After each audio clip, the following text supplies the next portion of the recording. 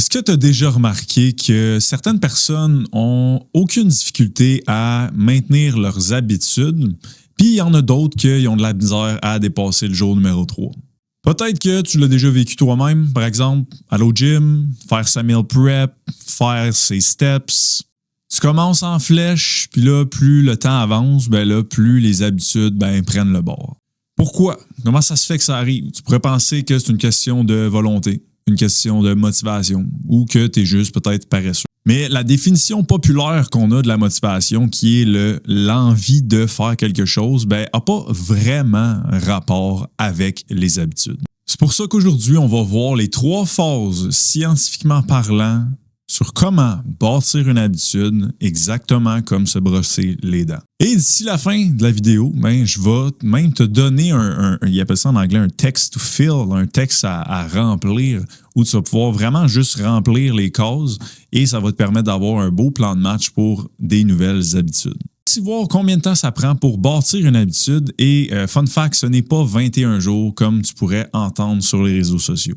Pour ceux qui ne me connaissent pas, mon nom c'est Hugo Le Cavalier, je suis naturopathe et étudiant en psychologie et je sors 2 épisodes de podcast par semaine sur la transformation physique ainsi que la psychologie. Et comme à l'habitude, tous les références scientifiques vont être dans la description. Et avant de commencer, 2 choses. Premièrement, pour rendre l'épisode encore plus pertinent pour vous, faites juste ayez en tête une habitude que vous voulez implanter, qui est de quoi que c'est comme j'ai de la misère avec ça. Comme, ayez en tête cette affaire-là tout le long de l'épisode. Ça va vraiment être beaucoup plus puissant pour vous. Et deuxième chose, on va adresser l'éléphant dans la pièce qui est une nouvelle pièce. Pour ceux qui l'écoutent en audio, je pense que ça vaudrait la peine ce coup-ci, juste cette fois-ci. Que si vous êtes Spotify, vous pouvez avoir un vidéo Spotify. Là. Mais sinon, d'aller voir sur YouTube, c'est le premier épisode dans le nouveau studio. On est bien content du résultat. Donc voilà, premier épisode de 2026, premier épisode dans le nouveau studio. On commence ça dès maintenant. Alright, donc pour commencer, on va aller voir, avant d'aller dans les différentes phases, juste c'est quoi la définition scientifique d'une habitude. Je vous la lis. Les habitudes sont définies comme des actions qui se déclenchent automatiquement en réponse à des indices contextuels auxquels leur exécution a été associée. Juste avec cette phrase-là, on a des grosses pistes sur comment on va réussir à bâtir des habitudes. Et on a des indices sur nos différentes phases pour bâtir une habitude. Parce que premièrement, si je lis la première phrase, des actions en réponse à des indices contextuels. Ça va être notre phase 1. Et l'autre point, auquel leur exécution a été associée, ça, c'est notre phase numéro 2. La phase 1 est appelée la phase d'initiation.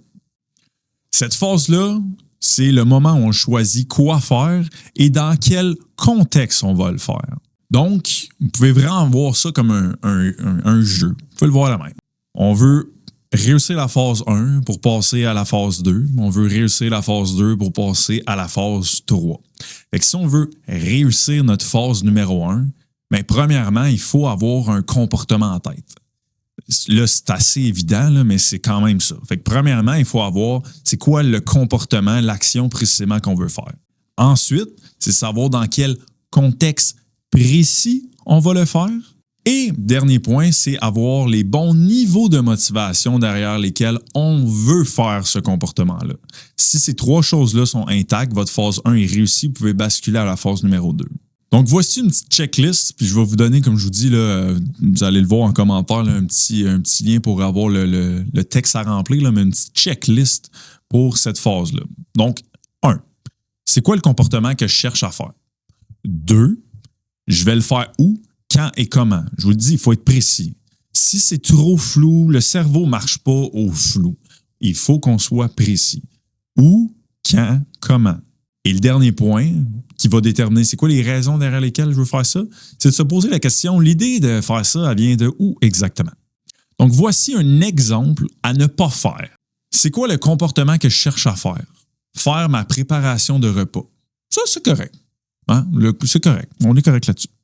Étape 2, c'est quand, comment et où. Je vais le faire le week-end. C'est trop flou. Ceci est trop flou. Le week-end, quand? Le samedi, le dimanche, le samedi soir, le samedi midi, c'est trop. quand, où. C'est trop flou. Fait que ça serait à ne pas faire. Et troisième point, l'idée de vouloir faire ça, ma préparation de repas, ça vient d'où? Exemple, à éviter idéalement. Ben parce que je veux perdre du gras. Puis je veux perdre du gras parce que je veux pas avoir honte de moi. Si ça ressemble à ça, votre texte à remplir, notre phase 1 va être pas maximisée. Puis ça va être difficile d'aller chercher une phase 2 puis d'aller chercher notre phase 3 qui est l'habitude qui est pas mal devenue automatique. Donc ça serait un exemple à ne pas faire. Voici un exemple qui serait plus recommandé. C'est quoi le comportement que je cherche à faire? Une préparation de repas. Ça va bien. Je vais le faire où, quand et comment? Je vais le faire le dimanche, après le déjeuner, et je vais faire spécifiquement ma viande, mon riz et mes légumes. Et le où, ben, c'est dans notre propre cuisine. Je pense qu'on est assez clair là-dessus. Et l'idée de faire ça vient de où exactement? Ben, c'est pour perdre du gras. Mais pourquoi je veux perdre du gras? Ben, pour plusieurs raisons. Une des premières raisons, c'est que je m'en vais faire, c'est pas vrai, by the way, c'est juste le jeu. Je m'en vais faire une montée, je m'en vais faire la montée de la Corse, OK, pendant deux semaines. Puis, ben, il faut vraiment que je sois plus en forme que présentement pour réussir à faire ça. Puis, cette montagne-là, ces 2 semaines-là de randonnée, ben, ça fait longtemps que je veux vivre ça. Puis, je vais vivre ça avec mon conjoint. J'ai vraiment hâte de faire ça. Puis, ben, en même temps, c'est sûr que physiquement, je vais me trouver plus beau, plus belle. Puis, tu sais, il y a ce ripple effect-là à côté, mais c'est surtout pour ça. Vous voyez comment c'est pas pareil que le premier? Il y a aussi la composante de on va se trouver beau, on va se trouver belle, mais ça ne prend pas toute la place du truc. Et on sait quand, comment, c'est précis. C'est plus quelque chose dans ce genre-là qu'on recherche à la phase numéro 1. Voici la phase 1. On se rappelle que l'automatisme, c'est ça qu'on veut bâtir. Okay? C'est ça l'objectif final. Fait qu'on va. L'idée, c'est de construire l'automatisme qui est l'habitude, qui est un peu sur le pilote automatique. Ça se fait tout seul, puis c'est comment? C'est donc bien le fun. Ça se fait tout seul, j'ai pas à forcer. Mais ça se construit. Donc là, on a vu la phase 1, c'est comme ça que tu construis ta phase 1 pour aller à la phase numéro 2. Donc après avoir fait ça en phase 1, on arrive à la phase 2 qui se définit comme suit. L'automatisme se construit pendant la phase d'apprentissage, qui est la phase numéro 2. On répète le comportement, toujours dans le même contexte, pour que le lien entre le contexte et l'action se renforce. Donc, si on veut passer de la phase numéro 2 à la phase numéro 3, la phase numéro 3 qui est on a une stabilité au niveau du comportement, on a créé notre habitude, bien, ça nous prend 2 choses. Ça nous prend le fait d'avoir répété le même comportement, ça c'est la première chose, et la deuxième chose, dans le même contexte. Si ça c'est là, la phase 2 est réussie et on bascule à la phase 3 qui est l'habitude qui devient un automatique. Et le mot-clé ici, c'est répéter. Comme dans répéter après moi, peut-être. Comme répéter. Répéter. Si tu veux répéter un comportement, mettons qu'on veut répéter un comportement. Et on le sait quoi faire en science pour qu'un comportement soit répété. Il faut s'attaquer au besoin de base numéro 2 de la motivation, qui est le sentiment de compétence. Pourquoi? Bien, si l'idée de réussir la phase 2, c'est de répéter le plus souvent le comportement, ça veut dire que le comportement ne peut pas être si difficile que ça à faire. Parce que sinon, je vais le faire une fois sur 2, une fois sur 3, une fois sur 5. Et comme je ne suis pas en train de le répéter, je ne suis pas en train de bâtir mon habitude. Ça veut dire que si je veux bâtir mon habitude, il faut absolument que ça soit facile, entre guillemets, au point où je sois capable de le répéter tout le temps. Et c'est là où je vais être capable de basculer à la phase 3. S'il n'y a pas assez de reps, comme j'aime le dire, on ne se rendra pas à phase 3 et on ne sera pas capable de bâtir l'habitude. Donc, si on veut se rendre en phase 3, il faut augmenter notre sentiment de compétence, qui est notre deuxième besoin de base de motivation. Et c'est là où c'est comme comment qu'on fait ça, augmenter notre sentiment de compétence. On fait ça en baissant nos standards. Donc, par exemple, on continue avec la préparation de repas, mettons. On s'est dit, OK, je vais le faire, c'est pour ça, où, quand, comment, le dimanche matin. Parfait. C'est quoi le standard maintenant? Ton dimanche matin, après ton déjeuner, c'est ta meal prep, tu fais ça comment? Ben, je vais faire ça pendant 90 minutes. Parfait, tu te sens confiant, confiante à quel point de faire ça à toutes les maudites semaines. On se rappelle, on veut accumuler des reps. Ben, je sais pas, là, un 5-6 sur 10. C'est trop faible. Et donc, c'est là où tu veux prendre ton standard, exemple 90 minutes, diminuer ça à « Hey, je vais juste faire ma viande. Je vais juste faire ma viande, ça va me prendre 30 minutes.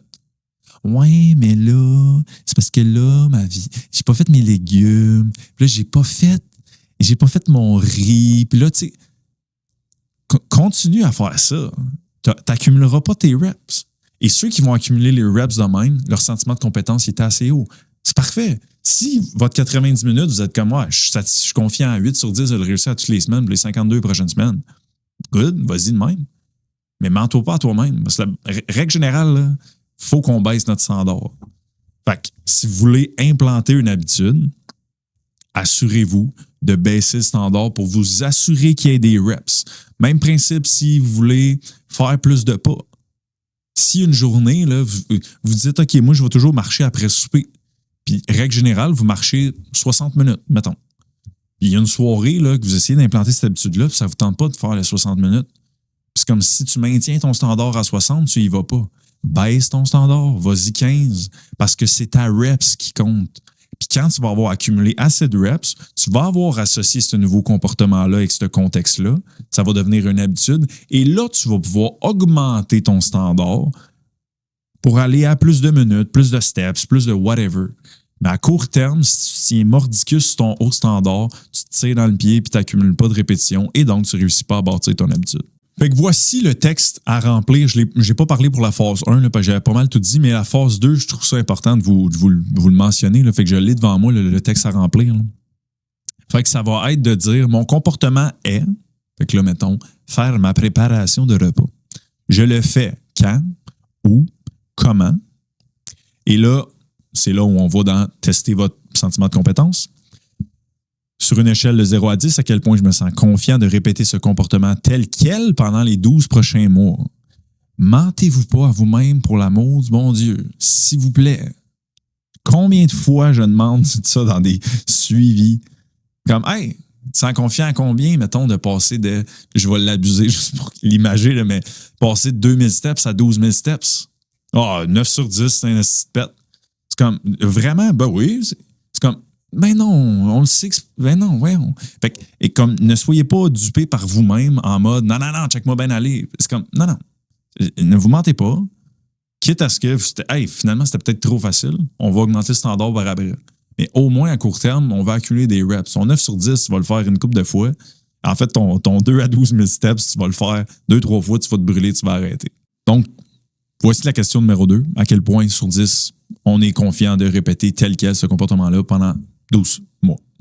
Ensuite, si je baisse volontairement le standard pour accumuler des répétitions, la version la plus simple de mon comportement devient, et donc c'est là où vous pouvez remplir le comportement avec un standard plus bas. Avec ce nouveau standard, à quel point je me sens confiant de répéter ce comportement pendant les 12 prochains mois. Donc, tu veux t'assurer d'atteindre au moins 8 sur 10. Donc, petit rappel, en phase 2, on ne cherche pas à être impressionnant, on cherche à être constant. On va accumuler des reps. C'est notre seule façon de se rendre à notre phase numéro 3. La phase 3 qui est la phase de stabilité. Donc, on a vu la phase 1, initiation, 2, apprentissage et 3, on est rendu à la stabilité où ce que, là, le comportement se stabilise. Ce qui est bien important dans cette phase-là, c'est d'avoir les attentes à la bonne place. Parce que souvent, on va entendre le fameux « ça prend 21 jours » former une habitude. J'ai entendu ça 5 millions de fois dans ma vie, dans mes bureaux. Ah ouais, 21 jours. Mais c'est-tu vrai, ça?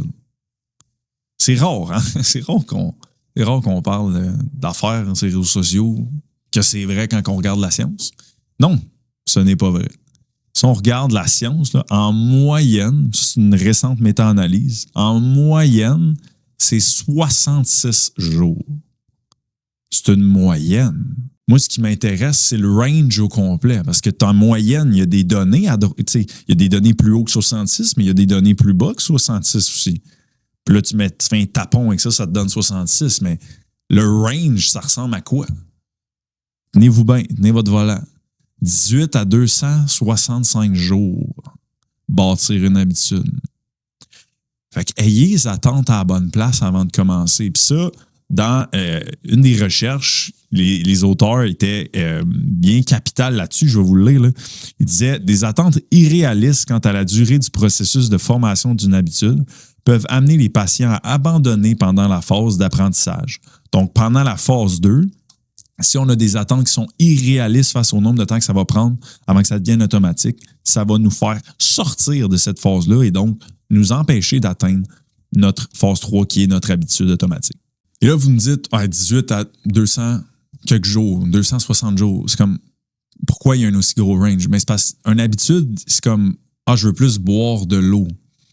Ça se peut que ça te prenne 18 jours. Je veux plus boire de l'eau après souper. Ça se peut. Ça se peut que ton 18 jours soit vrai. Je veux me mettre à aller au gym 4 fois semaine puis j'étais à 0 avant. Ça se peut que ça tend plus vers le 100 à 200 jours. Tout ce qui est plus complexe va prendre plus de temps. Tout ce qui est plus simple, qui a moins d'inconfort, va prendre moins de temps. Règle générale, les habitudes liées à une transformation physique, ça tend vers plus de temps parce que c'est beaucoup plus d'inconfort, beaucoup plus de deuil à faire, de choses plaisantes qu'on faisait, qu'on doit mettre de côté pour faire ces nouvelles habitudes-là. Donc, en résumé, notre phase 1, il faut initier le comportement. Il faut savoir c'est quoi ce comportement-là. Il faut avoir un cue pour dire c'est quand je fais ça. Vous pouvez vous mettre des alarmes, vous pouvez vous mettre des post-it de dire le dimanche matin à telle heure. Fait quand, comment, où, il y a un cue. Pour ceux qui ont lu Atomic Habits, là, c'est l'étape 1. Là. Ça me prend un cue qui va dire c'est vrai, je veux bâtir cette habitude-là. Donc, ayez un cue. Quand, comment, où, c'est quoi l'habitude? Et assurez-vous que les raisons derrière lesquelles vous voulez faire cette nouvelle habitude-là se situent dans les bonnes catégories de raisons au niveau de la théorie de l'autodétermination. Un coup que ça c'est fait, on passe à notre phase 2. Le seul et unique objectif dans la phase 2, c'est d'accumuler des répétitions. Fait que là, il faut vraiment manipuler notre habilité de baisser la barre. C'est un skills, baisser la barre. Les gens qui réussissent baissent la barre. Les gens qui ont de la difficulté à implanter les habitudes, les gens qui ont de la difficulté de constant, qui ont de la difficulté à réussir, sont très rigides et ils ne veulent pas être flexibles au niveau des standards. Et ça fait souvent qu'il n'y a pas de mouvement à cause de ça. Donc, phase 2, on baisse la barre, on veut accumuler des répétitions et on s'assure, pour se rendre à la phase 3, qu'on a les attentes qui sont réalistes. Donc, entre 3 semaines et presque 1 an, dépendamment de l'habitude que vous voulez implanter. Si tu te reconnaissais au début de la vidéo, donc partir en flèche puis décrocher après quelques jours, voire quelques semaines, eh bien, on a vu ensemble que c'est pas parce que tu manques de volonté, c'est pas parce que tu manques de motivation ou que tu es juste une personne qui est paresseuse. C'est juste parce qu'on t'a jamais appris sur quelle variable précisément jouer pour créer une habitude. On a vu qu'une habitude qui se maintient dans le temps, c'est pas une question de il faut que, fait que là, je vais le faire puis je vais me discipliner gros. C'est vraiment une question de structure, quoi faire, comment faire, quand le faire, pourquoi ça compte pour toi et à quel point c'est facile pour toi de répéter cette chose-là. Si ta phase 1 est floue, l'habitude ne va jamais démarrer. Si la phase 2 est trop exigeante, tu ne vas pas accumuler de répétitions. Donc, pour terminer cet épisode-là, je te rappelle que si tu veux passer de la théorie à l'action, eh bien, je t'ai préparé un petit texte to fill, un petit texte à remplir pour une ou des habitudes que tu veux implanter en 2026. Tu vas juste avoir à cliquer en description le lien, puis tu vas pouvoir remplir ça par toi-même de ton côté. Tu peux t'imprimer ça, tu peux mettre ça comment tu veux, là, mais ça va te permettre vraiment de passer tout ce qu'on a parlé aujourd'hui, qui est 100% scientifique. Les références sont dans la description également. Donc, le texte à remplir est vraiment 100% basé sur ce qu'on a parlé aujourd'hui. Issu vraiment d'une étude scientifique qui va être dans la description là, pour ceux et celles qui s'intéressent de lire. Là, c'est un review de littérature, fait que ça se lit quand même bien là, pour ceux qui lisent pas souvent de la science. Là, c'est pas comme soit une méta-analyse ou une méta-analyse, surtout si tu vas dans la méthodologie, ça peut être complexe. Là. Mais un review de littérature, c'est quand même plus simple à comprendre. Fait que si jamais vous voulez dig down un peu plus dans ce que j'ai parlé aujourd'hui, les 3 phases, la référence va être dans la description. Puis je pense que le texte, de mémoire, je peux me tromper, mais je pense que le texte est disponible au grand public, donc tu n'as pas besoin de payer pour avoir le papier complet. Donc voilà, espérant que ça puisse vous aider. Bon premier épisode de 2026. Et nous, on se revoit lundi prochain pour un premier épisode en studio avec les boys. Bye tout le monde!